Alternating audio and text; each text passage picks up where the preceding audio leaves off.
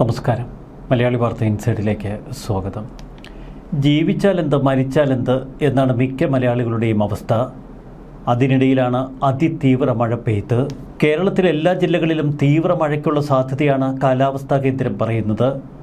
മറുവശത്ത് അടുത്ത കാലത്തൊന്നും ഉണ്ടാകാത്ത തരത്തിലുള്ള അതിശക്തമായ കാലവർഷം. അറബിക്കടൽ പ്രക്ഷുബ്ധമായതിനെ തുടർന്ന് കേരള തീരത്ത് റെഡ് ഓറഞ്ച് അലർട്ടുകൾ പ്രഖ്യാപിച്ചു.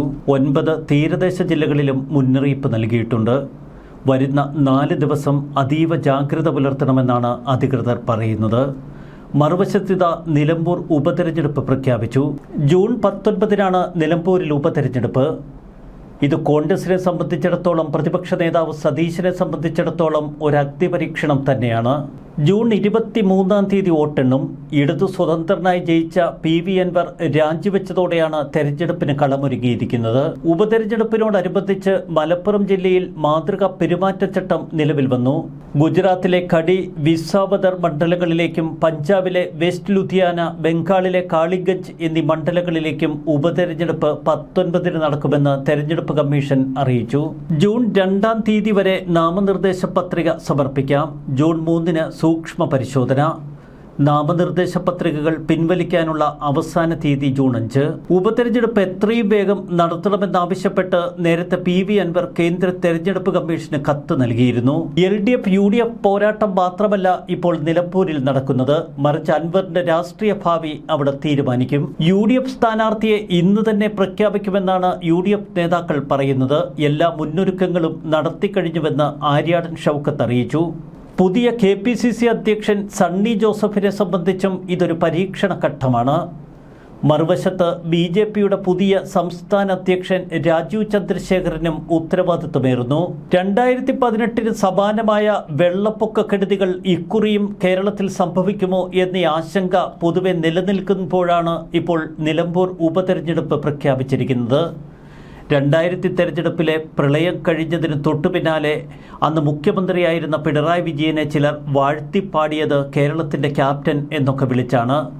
ആ ക്യാപ്റ്റന് തൻ്റെ ക്യാപ്റ്റൻസി തെളിയിക്കാനുള്ള 2ാം വട്ട ചാൻസും കേരളം നൽകി.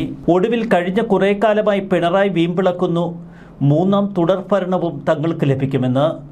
ഈ സർക്കാർ വീണ്ടും തുടരുമെന്നാണ് LDF സർക്കാരിൻ്റെ 4ാം പിറന്നാൾ ആഘോഷവേളയിൽ ഇക്കഴിഞ്ഞ ദിവസം മുഖ്യമന്ത്രി പിണറായി വിജയൻ തട്ടിവിട്ടത്. ഒരിക്കൽ പിണറായി വിജയൻ്റെ മനസ്സാക്ഷി സൂക്ഷിപ്പുകാരൻ, പിന്നീട് പിണറായി വിജയനോട് നേരിട്ട് കോർത്ത് പുറത്തിറങ്ങി പിണറായി വിജയനെയും കുടുംബത്തെയും മുച്ചൂടും ചീത്ത പറഞ്ഞ PV അൻവർ ഇപ്പോഴിതാ പിണറായിയെ നേർക്കുനേർ വെല്ലുവിളിച്ചിരിക്കുകയാണ്. UDFൽ തൻ്റെ ഇഷ്ടങ്ങൾ കുത്തിനിറയ്ക്കാനൊന്നും അൻവറിന് കഴിഞ്ഞില്ല. പഴയകാല UDF വേട്ടക്കഥകൾ ഓരോന്നായി മാധ്യമങ്ങൾ പുറത്തിട്ടപ്പോൾ അൻവർ പലപ്പോഴും പരുങ്ങി. തനിക്കിഷ്ടമുള്ളയാളെ നിലമ്പൂരിൽ മത്സരിപ്പിക്കണമെന്ന നിബന്ധനയ്ക്ക് മുന്നിൽ കോൺഗ്രസ് വഴങ്ങിയില്ല. ഇതോടെ PV അൻവർ ഇപ്പോൾ പറയുന്നത് ഏത് ചെകുത്താൻ നിലമ്പൂരിൽ മത്സരിച്ചാലും ജയിക്കുമെന്നാണ്. നേരത്തെ ആര്യാടൻ ഷൗക്കത്ത് നിലമ്പൂരിൽ മത്സരിച്ചാൽ തോറ്റുപോകുമെന്നൊക്കെ PV അൻവർ തട്ടിവിട്ടിരുന്നു. LDFനെതിരെ ഏത് ചെകുത്താൻ മത്സരിച്ചാലും ആരായാലും അയാൾ കേരളത്തിലെ ജനങ്ങളുടെ പ്രതിനിധിയാണെന്നും പിണറായിസത്തിനും മരുമോനിസത്തിനുമെതിരെയുള്ള പോരാട്ടമായിരിക്കുമെന്നും അൻവർ പറയുന്നു. പ്രാദേശിക വിഷയങ്ങൾ മാത്രമല്ല, കുടുംബാധിത്യവും കേരളം ചർച്ച ചെയ്യുമെന്നാണ് അൻവർ പറയുന്നത്. മരുമോനിസമാണ്, പിണറായിസമാണ് കേരളത്തിൽ നടക്കുന്നത്. ഒരു കുടുംബത്തിൻ്റെ കാൽച്ചുവട്ടിൽ ഒരു പാർട്ടിയെ അടിച്ചിരുത്തിയിരിക്കുന്നു. ഇതെല്ലാം കേരളത്തിലെ തൊഴിലാളികളും പാവപ്പെട്ടവരും കണ്ടുകൊണ്ടിരിക്കുന്നു.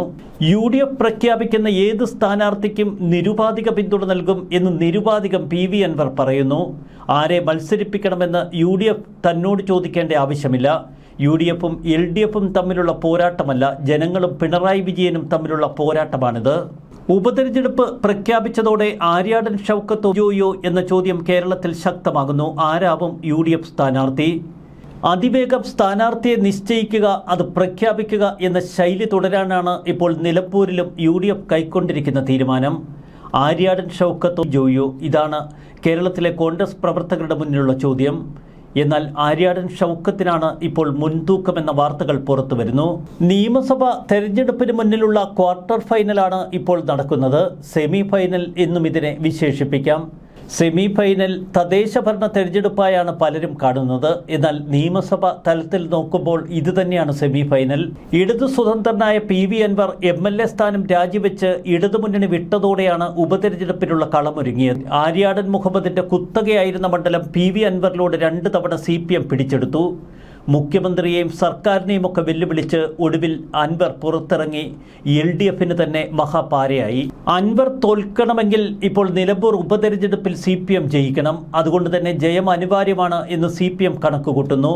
പരാജയപ്പെട്ടാൽ അൻവറിന്റെ സ്വീകാര്യത മണ്ഡലത്തിൽ കുറഞ്ഞിട്ടില്ല എന്ന് അൻവറിന് നെഞ്ചുയർത്തി പറയാൻ കഴിയും. നിലപാടുകൾ ജനം അംഗീകരിച്ചെന്നും വ്യാഖ്യാനിക്കപ്പെടും. മത്സരിക്കാനില്ല എന്ന് അൻവർ നേരത്തെ തന്നെ വ്യക്തമാക്കിയിരുന്നു. തദ്ദേശ തെരഞ്ഞെടുപ്പ് തൊട്ടുമുന്നിൽ നിൽക്കുന്നു. മണ്ഡലം തിരിച്ചുപിടിക്കേണ്ട ആവശ്യകത UDFന് മുന്നിലുണ്ട്. പ്രത്യേകിച്ച് PV അൻവറിനെ ഒപ്പം ചേർത്ത് പിടിച്ചിരിക്കുന്ന സന്ദർഭത്തിൽ പുതിയ പ്രസിഡന്റ് തെരഞ്ഞെടുക്കപ്പെട്ട് ദിവസങ്ങൾക്കുള്ളിലാണ് ഇപ്പോൾ നിലമ്പൂർ ഉപതെരഞ്ഞെടുപ്പ് പ്രഖ്യാപിച്ചിരിക്കുന്നത്. പാലക്കാട് ഉപതെരഞ്ഞെടുപ്പ് വിജയത്തിന് തൊട്ടു പിന്നാലെയുള്ള ഉപതെരഞ്ഞെടുപ്പ്. ഇതിൽ എന്തെങ്കിലും പാളിച്ചകളുണ്ടായാൽ പ്രതിപക്ഷ നേതാവ് VD സതീശനും KPCC അധ്യക്ഷനും വിമർശനങ്ങളേറും. KPCC അധ്യക്ഷൻ സണ്ണി ജോസഫ് ഇന്ന് കണ്ണൂരിലാണ്. പ്രതിപക്ഷ നേതാവ് കൊച്ചിയിലും.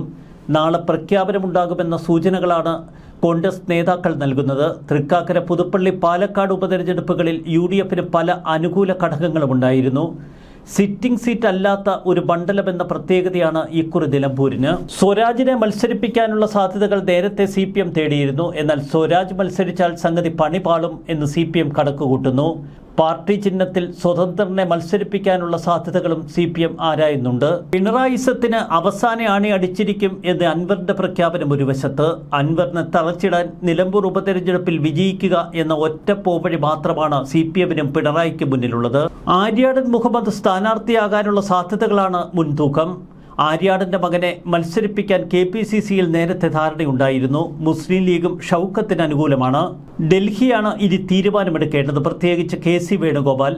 കോൺഗ്രസ് സ്ഥാനാർത്ഥിയെ പ്രഖ്യാപിച്ചതിന് ശേഷം നയം വ്യക്തമാക്കുമെന്നാണ് CPM പറയുന്നത്. K Kunjali, Aryadan Muhammad, MP Gangadharan, TK Hamza തുടങ്ങി തലയെടുപ്പുള്ള ഒരുപിടി നേതാക്കൾ മത്സരിച്ച് തുടർച്ചയായി ജയിച്ച നിലമ്പൂർ മണ്ഡലം. ഒരു സിറ്റിംഗ് MLA വെടിയേറ്റു മരിച്ച അപൂർവ ചരിത്രവും നിലമ്പൂർ മണ്ഡലത്തിനുണ്ട്.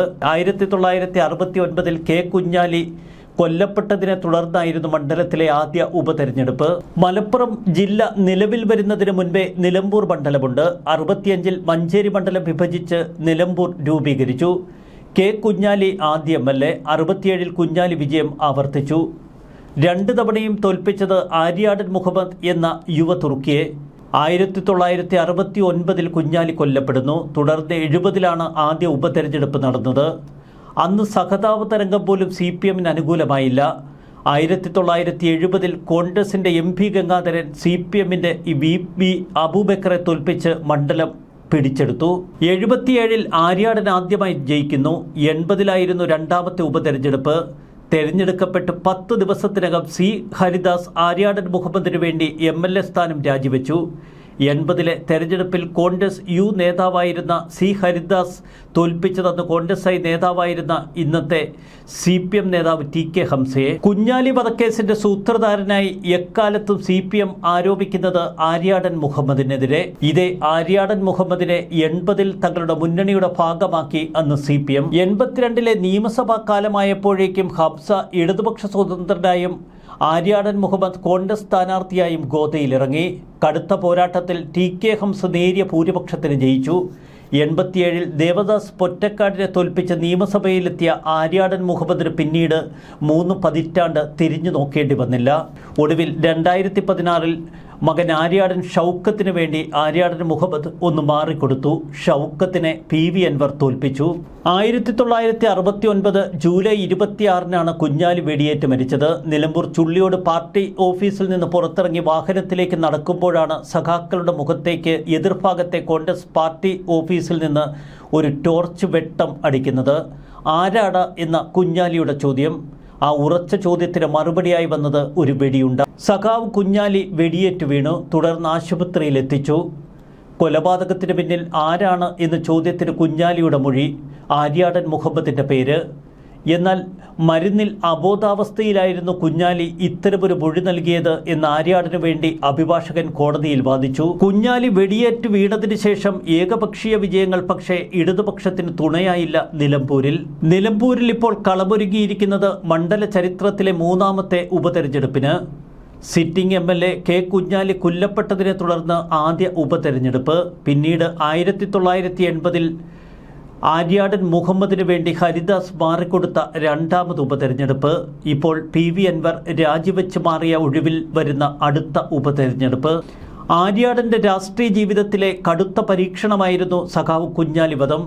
കോടതി കുറ്റവിമുക്തനാക്കിയിട്ടും കൊലയാളിയെന്ന ആരോപണം അവസാന കാലഘട്ടം വരെ തുടർന്നു. 9 മാസക്കാലം വിചാരണ തടവുകാരനായി ആര്യാടനും മറ്റ് 24 പേരും കോഴിക്കോട് സബ് ജയിലിൽ കിടന്നിരുന്നു.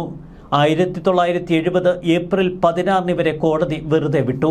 തനിക്കെതിരെയുള്ള ആരോപണം പലപ്പോഴും ആര്യാടൻ മുഹമ്മദ് നിഷേധിച്ചിരുന്നു.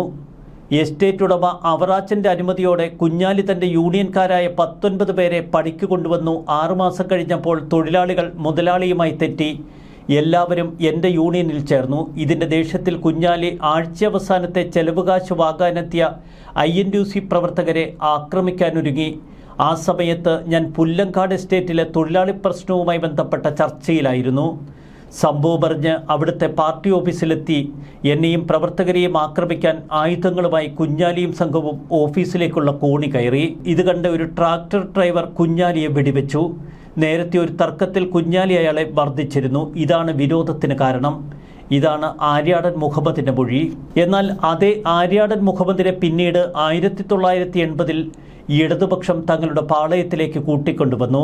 മരിച്ച കുഞ്ഞാലിയുടെ ഭാര്യ പരസ്യ എതിർപ്പുമായി അന്ന് കളത്തിലിറങ്ങിയിരുന്നു.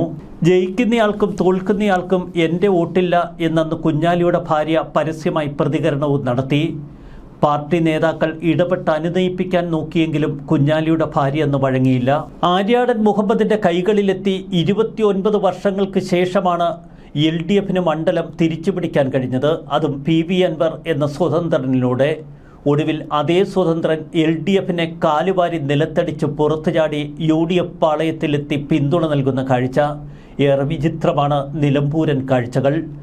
ഈ പ്രളയകാലം ഒരുപക്ഷെ പിണറായിക്ക് തുണയാകുമോ എന്ന പ്രതീക്ഷ LDFിലെ ചില നേതാക്കൾക്കെങ്കിലും ഉണ്ടാകാം. പ്രളയകാലത്തും കോവിഡ് കാലത്തുമൊക്കെയാണ് തങ്ങളുടെ ക്യാപ്റ്റനായി കേരളത്തിന് മുന്നിൽ ഒരു വീരപരിവേഷം പിണറായിക്ക് കിട്ടുന്നത്. അപ്പോൾ ജനങ്ങൾക്ക് വാരി വിതറുന്ന ആ കിറ്റുകളും മറ്റും പിണറായിയെ വീണ്ടും തുണയ്ക്കാറുള്ള പതിവ് ഇക്കുറി ഉപതെരഞ്ഞെടുപ്പിലും ആവർത്തിക്കുമോ എന്ന പ്രതീക്ഷ കാത്തിരുന്ന് കാണാം. ന്യൂസ് ഡെസ്ക് മലയാളി വാർത്ത ഇൻസൈഡ്.